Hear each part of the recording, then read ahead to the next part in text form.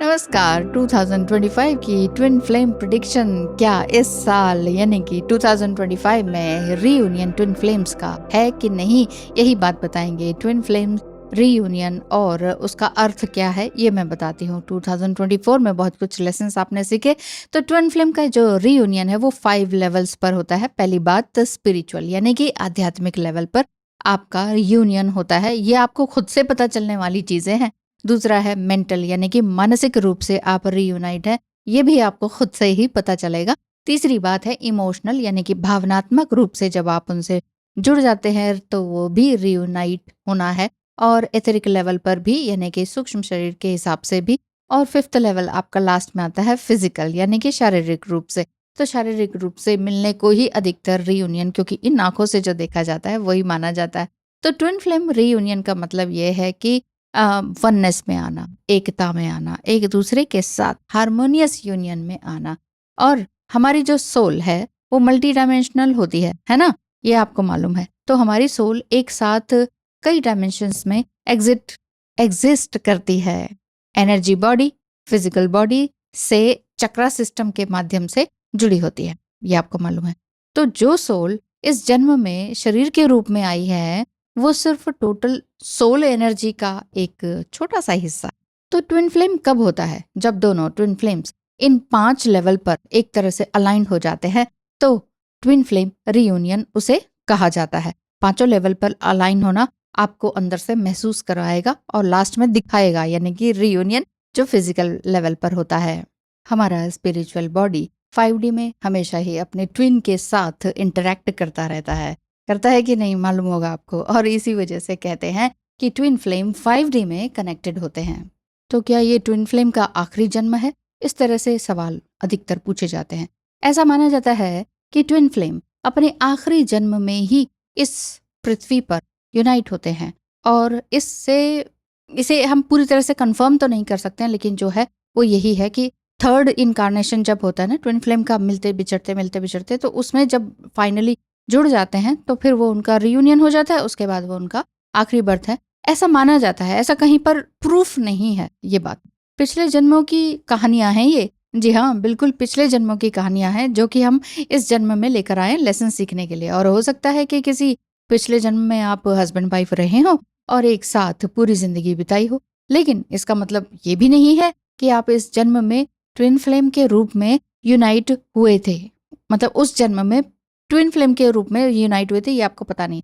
पर चिंता मत करें, hard working twin flames reunion इस साल जरूरी है, यानी कि 2025 में जरूर होगा ही होगा। वैसे भी ट्विन फ्लेम कनेक्शन आपका बहुत ही जबरदस्त अवेकनिंग लिए हुए होता है, असेंशन आपका चल ही रहा होता है, तो यूनियन कैसे नहीं होगा। वैसे भी एक्वेरियस एज है। एक्वेरियस एज क्या है इसके बारे में भी थोड़ा सा बता देती हूँ। एक्वेरियस एज एक एस्ट्रोलॉजिकल एरा है जो अप्रॉक्सीमेटली 2160 सालों से चलता है और ये 12 ज़ोडिएक साइन में से एक है। और एक्वेरियस एक इसके अंडर आता है। इसका मतलब ये है कि इस समय में ह्यूमैनिटी के कॉन्शियसनेस और प्रायोरिटीज इसमें देखी जाती हैं। इसके एक्वेरियस के ट्रेस उसमें देखा जाता है।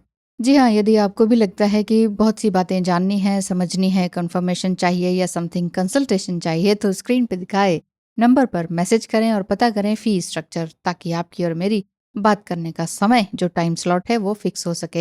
एक्वेरियस के जो लक्षण हैं एक्वेरियस एज के, वो यही है कि इनोवेशन और टेक्नोलॉजी इसमें आने लग जाती है। कुछ नए इन्वेंशंस होते हैं, एडवांस टेक्नोलॉजी आने लगती है और डिजिटल रिनोवेशन होने लग जाते हैं। हो रहे हैं कि नहीं, आप महसूस कर ही रहे होंगे। और दूसरी बात, इस एज में क्या रहता है, कम्युनिटी और यूनिटी दोनों ही चीजें इसमें होने लगती हैं। दोनों ही साथ साथ काम करने लगते हैं, चाहे वो एनर्जीज हो, चाहे वो उस एनर्जी से होने वाले इन्वेंशंस हो।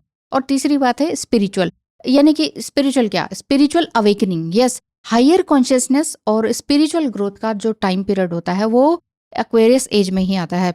जो लोग हैं वो अपने पर्पस और अपने सोल अलाइनमेंट को समझने लग जाते हैं। अंदर से कॉलिंग आती है, यही करना है, यही करना है, बस वो वाली बात। ह्यूमैनिटेरिज्म की भी बात है, यानी कि दुनिया को एक अलग ही बेहतर दुनिया बनाना, एक अलग ही सुंदर जगह बना देना, और इक्वालिटी में और जस्टिस का होना, ये सब चीजें इसमें दिखाई देती हैं। बाकी बात है फ्रीडम की, तो यस, इंडिपेंडेंस तो रहता ही है और वो ट्रेडिशन में आ जाएगा। बहुत लोग लोगों के कार्मिक रिलेशनशिप टूटेंगे और बहुत अच्छे रिलेशनशिप बनेंगे भी। और यहाँ पर अब शादियों का इतना ज़्यादा तंगी नहीं रहेगी एक्वेरियस एज में। और साथ ही साथ 6 पॉइंट ये है कि नॉलेज इसमें बढ़ती चली जाती है। नॉलेज सबके लिए असेंशियल है और इसी को बनाने के लिए ये जो एज है इसमें लोग लगातार काम करते रहेंगे। एक्वेरियस एज का इन्फ्लुएंस हमारे ट्विन फ्लेम्स पर कैसे पड़ेगा, यानी कि जो स्पिरिचुअल अवेकनिंग है ना वो बढ़ती चली जाएगी, जिसमें कि लोग अपनी सोल मिशन और डिवाइन पैथ को समझने लग जाएंगे और उसी के समझने की कोशिश में आगे बढ़ते रहेंगे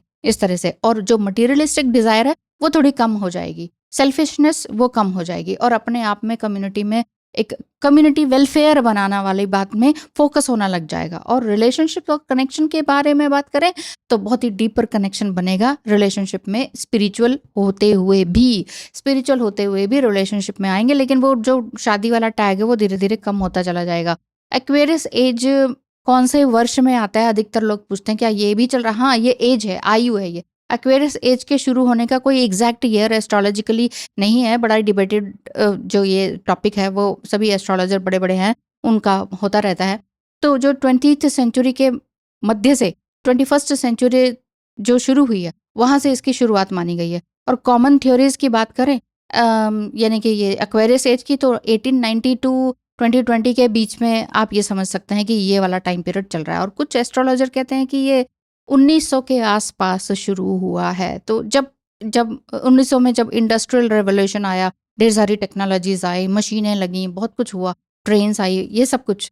तो कुछ एक्सपर्ट्स लेकिन ये मानते हैं कि ये 2020 के आसपास ऑफिशियली शुरू हुआ है, जब ग्लोबल कॉन्शियसनेस और कलेक्टिव अवेकनिंग कुछ ज़्यादा ही प्रोमिनेंट हुई थी, है ना। 2020 में अधिकतर लोगों का ट्विन फ्लेम यूनियन भी तो हुआ था, आई कांटेक्ट हुआ था, फर्स्ट आई कांटेक्ट।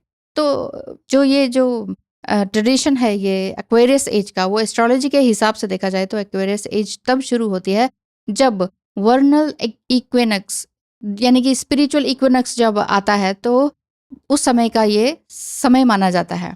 यानी कि स्प्रिंग इक्विनॉक्स के टाइम पर सन पाइसिस से निकल कर एक्वेरियस कॉन्स्टलेशन में एंटर करता है, तब ये एक ग्रेजुअल प्रोसेस होता है जो कि लगभग 2nd सेंचुरी से चल ही रहा है और अब फुली ट्रांजिशन हो रहा है। इसी वजह से बहुत सारी अवेकनिंग हो रही है, जिसमें कि अधिकतर लोग स्पिरिचुअली हाई हो रहे हैं। और 2020 का स्पेशल जो सिग्निफिकेंस है वो दिसंबर 21 2020 से जुपिटर एंड सैटर्न का जो ग्रेट कंजंक्शन एक्वेरियस में हुआ था ना, जिसे एक्वेरियस एज के एक स्ट्रॉन्ग इंडिकेटर भी माना जाता है। तो इस समय से ग्लोबल शिफ्ट और स्पिरिचुअल अवेकनिंग कुछ ज़्यादा ही नोटिस की गई हैं। आप भी खुद देखेंगे कि दिसंबर 2020 से आपने बहुत सारी चीज़ें नई नई शुरू की थी और कुछ नया ही रिलेशनशिप में आए थे। तो ये एज जो है इसी तरह से शुरुआत होती है, इसका कोई एग्जैक्ट डेट नहीं है। तो ठीक है, एक्वेरियस एज में हम सभी चल ही रहे हैं, जिएंगे भी इसी में, मरेंगे भी इसी एज में, क्योंकि ये 2000 से ज़्यादा सालों की है। तो नेक्स्ट 3 ईयर का जो प्रिडिक्शन है वो क्या हो सकता है ट्विन फ्लेम रिलेशनशिप वाइज, और अगर देखा जाए marriage wise and spirituality wise किस तरह से रहेगा, ये थोड़ा सा बता देती हूँ, जाइएगा मत। 2025 टू 2027 में रिलेशनशिप वाइज बहुत ही डीपर कनेक्शन से आप जुड़ते चले जाएंगे। जिसके भी साथ आपका एक डीप कनेक्शन है उसमें और डीपर कनेक्शन रिलेशनशिप में ऑथेंटिसिटी के साथ और इमोशनल डेप्थ के साथ कुछ ज़्यादा ही आप जुड़ते चले जाएंगे। और सुपरफिशियल जो कनेक्शंस होंगे वो थोड़े से कमज़ोर पड़ेंगे और लोग स्पिरिचुअलिटी से अलाइन हो पाएंगे और अपने पार्टनर को भी स्पिरिचुअल कर पाएंगे। अगर आप ट्विन फ्लेम हैं तो आप अपने कार्मिक पार्टनर को भी स्पिरिचुअल बना सकते हैं। और साथ ही साथ चैलेंजेस आएंगे जो टॉक्सिक रिलेशनशिप में, उसमें चैलेंजेस आएंगे और कंट्रोलिंग जो पार्टनर्स हैं वो भी ब्रेकअप की तरफ जाएंगे इन 2-3 ईयर्स में, और ट्रांसफॉर्मेशन इसमें रहेगा। लेकिन हेल्दी बाउंड्रीज बना सकते हैं तब तक आप, और जितना ज़्यादा आप हेल्दी बाउंड्री बनाएंगे उतना ही आपका एक अच्छा रिलेशनशिप अपने साथ बनेगा। तीसरी बात, ट्विन फ्लेम डायनामिक्स के साथ किस तरह का रहेगा। डायनामिक्स है, पुल्स है ना। तो ट्विन फ्लेम कनेक्शन में क्लैरिटी और हीलिंग के फेज आते चले जाएंगे और सेपरेशन फेज कम होते चले जाएंगे। साथ ही साथ यूनियन की जो एनर्जी है वो ज़्यादा स्ट्रांग हो जाएगी। यानी कि 2025 में अधिकतर जिन्होंने इतने सालों से मेहनत की है उनका रीयूनियन संभव है, फिर 26 में भी, 27 में। और सोलमेट्स की जो एनकाउंटर्स होंगे वो भी ज़्यादातर लोगों के पास देखने को मिलेगा कि बहुत सारे सोल फ्रेंड्स उनको मिलने लग जाएंगे। हो सकता है 24 से ही मिलने लग गए हों, अपने लेवल के लोग सोल फ्रेंड्स हो जाएंगे, सोल ट्राइब जिसे कहते हैं। और अगर मैरिज वाइज देखा जाए नेक्स्ट 3 इयर्स में, तो मैरिजेस डिलेड होंगी क्योंकि एक्वेरियस एज के इन्फ्लुएंस के कारण लोग जो है शादी को स्पिरिचुअल और इमोशनल कंपेटेबिलिटी के साथ ही जोड़ना चाहेंगे और साफ साफ पहले बात करेंगे, ताकि ना किसी तरह की सोसाइटल प्रेशर में आके शादी ना हो।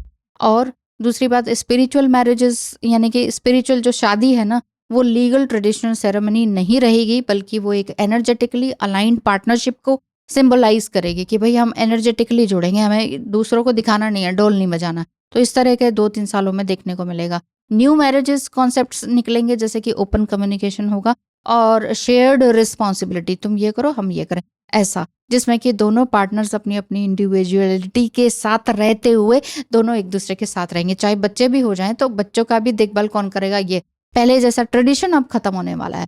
और स्पिरिचुअलिटी वाइज देखा जाए तो चाहे आप ट्विन फ्लेम है चाहे कोई भी हो, तो इसमें क्या रहेगा कि बड़ी ही मास अवेकनिंग इस टाइम पीरियड में चलेगी फिर से इन 3 सालों में। और ज़्यादातर लोग अपने स्पिरिचुअल पर्पस को समझने की कोशिश करेंगे।